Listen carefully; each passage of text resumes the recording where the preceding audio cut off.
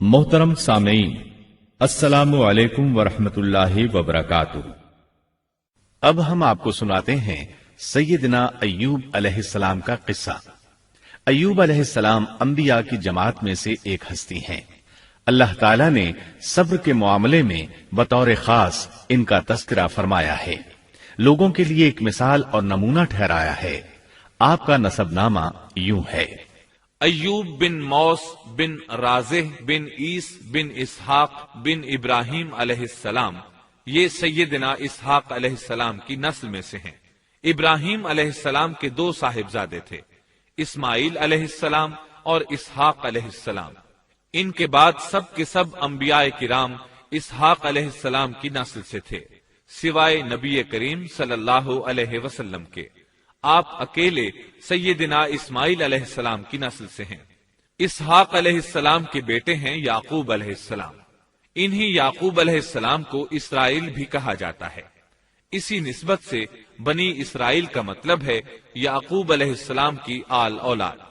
याकूब अलैहिस्सलाम के 12 बेटे थे। इनके बेटों को असबात भी कहते हैं। इनका तस्करा कुरान में भी आता है।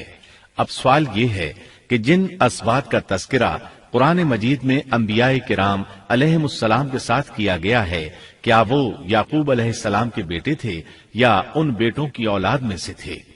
अक्सर उलमाए किराम ने ये इशारा दिया है कि असबात लफ्ज से जिन अंबियाए किराम अलैहिमुस्सलाम की तरफ इशारा किया गया है वो याकूब अलैहिस्सलाम के बेटे नहीं हैं, इसलिए कि उन्होंने तो यूसुफ अलैहिस्सलाम के कत्ल की कोशिश की थी, अपने वालिद से झूठ बोला था, ऐसे और भी गलत काम किए थे, तो इन हरकत के करने वाले अंबिया नहीं हो सकते। जबकि असबात से मुराद वो अंबियाए किराम होंगे जो इन बेटों की नस्ल से आए होंगे। बनी इसराइल के 12 कबीले थे और कबीले को सिब्त भी कहते हैं, इसलिए इन्हें असबात भी कहा जाता है, यानी बनी इसराइल इन कबीलों में तकसीम हो गए। इसी तरह सैयदना अय्यूब अलैहिस्सलाम सैयदना इसहाक अलैहिस्सलाम की औलाद में से हुए। सूरह अनाम आयत 84 में अल्लाह फरमाते हैं, और उसकी औलाद में से दाऊद और सुलेमान और अय्यूब और यूसुफ और मूसा और हारून। तो ये सब के सब सैयदना इब्राहिम अलैहिस्सलाम की नस्ल से थे। अय्यूब अलैहिस्सलाम भी अल्लाह ताला के नबी और रसूल थे। सूरत उन-निसा आयत 163 में अल्लाह ताला फरमाते हैं, यकीनन हमने आपकी तरफ उसी तरह वही की है जैसा कि नूह और उनके बाद वाले नबियों की तरफ की, और हमने वही की इब्राहिम और इस्माइल और इसहाक और याकूब और उनकी औलादों पर, और ईसा और अय्यूब और यूनुस और हारून और सुलेमान की तरफ, और हमने दाऊद को जबूर अता फरमाई। अल्लाह ताला ने इन सब अंबियाए किराम अलैहिमुस्सलाम की तरफ वही फरमाई, और अय्यूब अलैहिस्सलाम भी इन रसूलों में से एक हैं। अल्लाह ताला ने आपको आपकी कौम सूरान की तरफ मबूस फरमाया। ये कौम मुल्क शाम में रिहाइश पजीर थी। आप बहुत ज्यादा मालदार थे। अल्लाह ताला ने आपको बहुत ज्यादा नेमतों से नवाजा था। आपके पास बेशुमार मवेशी थे, लातादाद नौकर चाकर थे। अल्लाह ने आपको बहुत सी ज़राई जमीन भी अता फरमाई थी। आप ताजिर भी थे। तिजारत का सिलसिला दूर दूर तक फैला हुआ था। अल्लाह ताला ने आपको कसीर औलाद भी अता फरमाई थी। आपके यहाँ 7 बेटे और 7 बेटियां थीं। आप खुद भी सेहतमंद और ताकतवर थे। आपके असहाब की तादाद भी काफी थी। गोया अल्लाह ताला ने आपको गूनागून नेमतों से नवाजा था। आप रूए जमीन पर नेमतों से माला माल शख्स थे। अल्लाह ताला ने आपको आजमाना चाहा ताकि बाद में आने वाले लोगों के लिए आप सब्र की मिसाल बन जाएं। आखिर सब्र का मरहला शुरू हो गया। आपका सब मालो मता हलाक हो गया, यहां तक कि आप फकीर हो गए। आपकी जिंदगी ही में आपकी सारी औलाद अल्लाह को प्यारी हो गई। किसी का एक बेटा भी फौत हो जाए तो वो कितना गमगीन होता है, मुतासिर होता है। सैयदना याकूब अलैहिस्सलाम पर गम किस तरह तारी हुआ, यहां तक कि आपकी आंखों की बीनाई तक जाती रही। मारे गम के वो घुल गए थे, जबकि उनका कोई बेटा फौत नहीं हुआ था, और इधर 7 बेटे और 7 बेटियां फौत हो गए। यही नहीं, तमाम माल मवेशी हलाक हो गए। मामला इस पर भी खत्म नहीं हुआ, आप शदीद मरज में मुब्तला हो गए। बीमारी इस कदर शदीद थी कि आप चलने फिरने से माजूर हो गए, उठने की सकत न रह गई, यहाँ तक कि आपका गोश्त गिरने लगा। आपकी आजमाइश इंतहा को पहुंच गई। अब आपके साथी भी आपका साथ छोड़ने लगे। उन्हें खौफ महसूस हुआ कि कहीं उनकी बीमारी इन्हें भी न लग जाए, कहीं ये कोई ऐसी बीमारी न हो जो एक से दूसरे को लगती हो। इस तरह सिवाय दो के सब साथी आपका साथ छोड़ गए, कोई आपके करीब न आता था। जो दो साथी साथ छोड़कर नहीं गए थे वो भी जरा दूर खड़े होकर बात करते थे। आपकी खिदमत के लिए बस आपकी बीवी रह गईं। वो बहुत वफादार बीवी थी।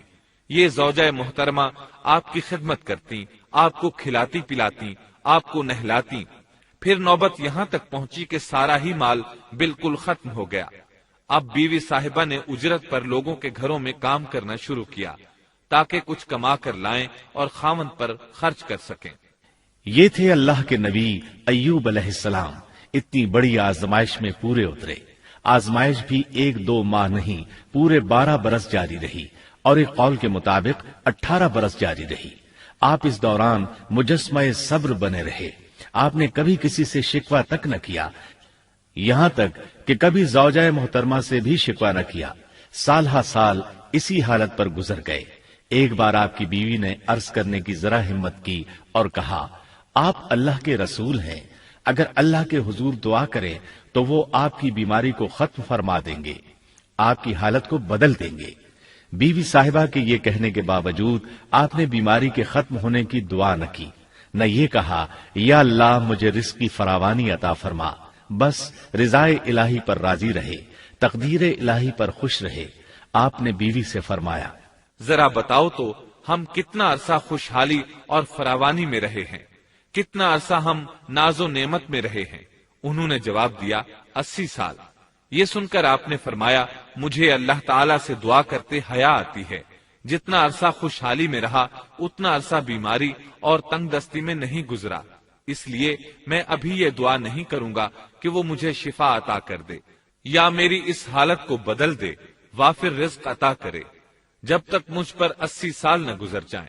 जिस तरह मैं 80 साल नाजो नेमत की बहारें देखता रहा, इसी तरह 80 साल तक मैं इसी हालत पर सब्र का दामन थामे रहूंगा, तंदुरुस्ती का सवाल नहीं करूंगा। आपके इस जवाब पर बीवी साहिबा मायूस हो गईं, इसलिए कि उन्हें तो बीमारी के खत्म होने की और अच्छे दिनों के दोबारा आने की उम्मीद थी। आपकी बात सुनकर वो बोली, तब ये आजमाइश की घड़ी कब खत्म होगी? चूंकि इस बात से अल्लाह ताला की नाशुक्री होती थी, इसलिए अय्यूब अलैहिस्सलाम नाराज हो गए। उन्होंने अल्लाह के नाम की कसम खाई कि अगर अल्लाह ताला ने मुझे शिफा अता फरमाई तो मैं उन्हें 100 कोड़े मारूंगा। दूसरी तरफ नौबत यहाँ तक पहुंची कि लोगों ने आपकी बीवी साहिबा को काम देने से इनकार करना शुरू कर दिया। उनका ख्याल था कहीं इनके शौहर की बीमारी उन्हें भी न लग जाए। वो समझते थे कि अय्यूब अलैहिस्सलाम की बीमारी छूत की है, लिहाजा ये बीमारी उनकी बीवी के वास्ते से उन्हें भी लग सकती है। जब मामला यहाँ तक पहुंच गया तब आपने एक छोटी सी बात कही। इसमें भी कोई वाज़ेह दुआ नहीं थी, जबकि इस वक्त से बढ़कर दुआ के लिए कौन सा वक्त हो सकता था। आपकी इस बात को अल्लाह ताला ने कुरान मजीद में बयान फरमाया है। सूरह अंबिया आयत 83 में है, और अय्यूब की उस हालत को याद करो जबकि उसने अपने परवरदिगार को पुकारा कि मुझे ये बीमारी लग गई है और तू रहम करने वालों से ज्यादा रहम करने वाला है। मुझे आजमाइश ने आ लिया है और तू अरहमुर राहिमीन है। मतलब ये कि आपने वाज़ेह अल्फाज में दुआ नहीं फरमाई। ये नहीं फरमाया इलाही मुझे तंदुरुस्ती अता फरमा, इलाही मुझे रिज़्क अता फरमा और मेरी हालत ऐसी ऐसी हो गई है, तू रहीम व करीम है, बल्कि यूं कहा व अंता अरहमुर राहिमीन। अर्ज किया, मेरी निस्बत मेरी हालत को तू ही बेहतर जानने वाला है। अल्लाह ताला ने दूसरी आयत में आपकी हालत को इस तरह बयान किया है। सूरह स्वाद आयत 41 में अल्लाह ताला फरमाते हैं, और हमारे बंदे अय्यूब का भी जिक्र कर, जबकि उसने अपने रब को पुकारा कि मुझे शैतान ने रंज और दुख पहुंचाया है। गोया आपने इस बीमारी और मुसीबत को अल्लाह ताला की तरफ मंसूब नहीं फरमाया, بلکہ اللہ تعالیٰ کو اس سے مبرہ و پاک ٹھہرایا اور اسے شیطان کی طرف منسوب کیا۔